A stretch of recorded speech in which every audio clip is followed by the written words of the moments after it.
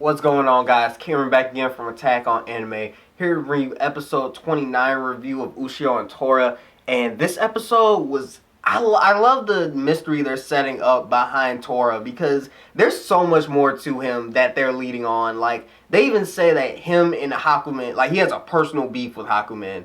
So I feel like that's ultimately going to lead into the story of how Tora got sealed. Because essentially, we've never heard that full story told out. Like, I really am interested to figure out why that is, of like how he got sealed.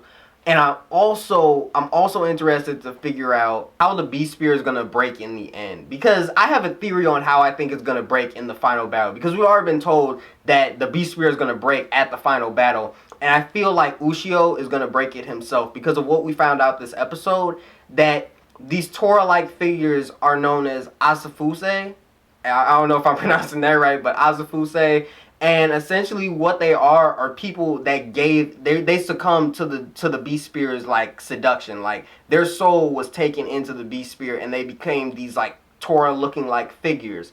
So I'm interested to see like what Ushio is going to do, because I feel like he's going to begin taking over and he's going to be like, I refuse to become like that, I refuse to give in, and he's going to break it and have to find out another way to beat Hakumen. That's just a theory that's going out in the air.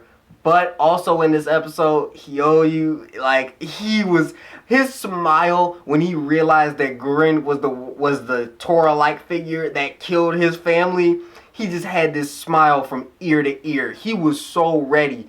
And the fact that he went in and was just getting, like, he was giving the good go, but obviously he can't overpower him by himself. That's not, like, I didn't see that happening in this fight. I was just like, dude, he may die right now. Like, he's kind of too happy. Like, he's too eager. He wasn't even fully prepared for this fight. Like, I feel like if he was fully prepared, he would have had way more, like, powerful spells and incantations ready. There's just so, like, you gotta prepare for a war when you're going up against someone like Gurren.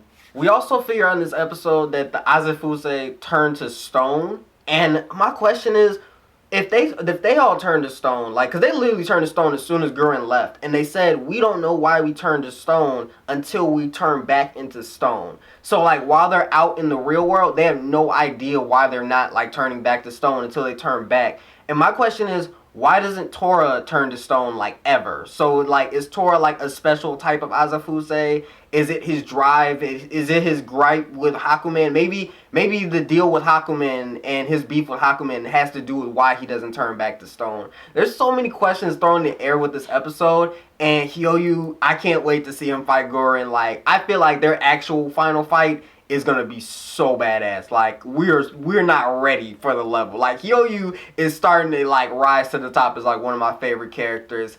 Asako is still my favorite character until proven otherwise. She's just a really good character, but Hyou is slowly climbing up there.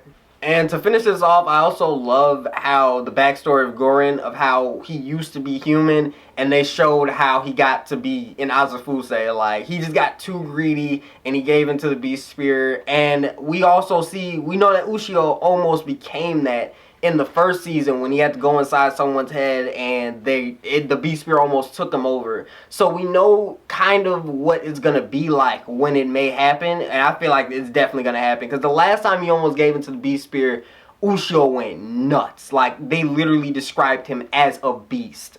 So, guys, let me know your thoughts in the comments down below. This episode was electric. I can't wait for next week's episode. This season is slowly starting to become a really, really good epic season. We haven't seen too much epicness. It's a lot of setup. Kind of like hinting at towards the final battle. But I feel like in the next few episodes, we're just going to see Ushio be pushed to his breaking point. I can't wait to see what's going to happen next. But let me know your thoughts in the comments down below. Don't forget to like and subscribe for more content. But until next time, guys, peace.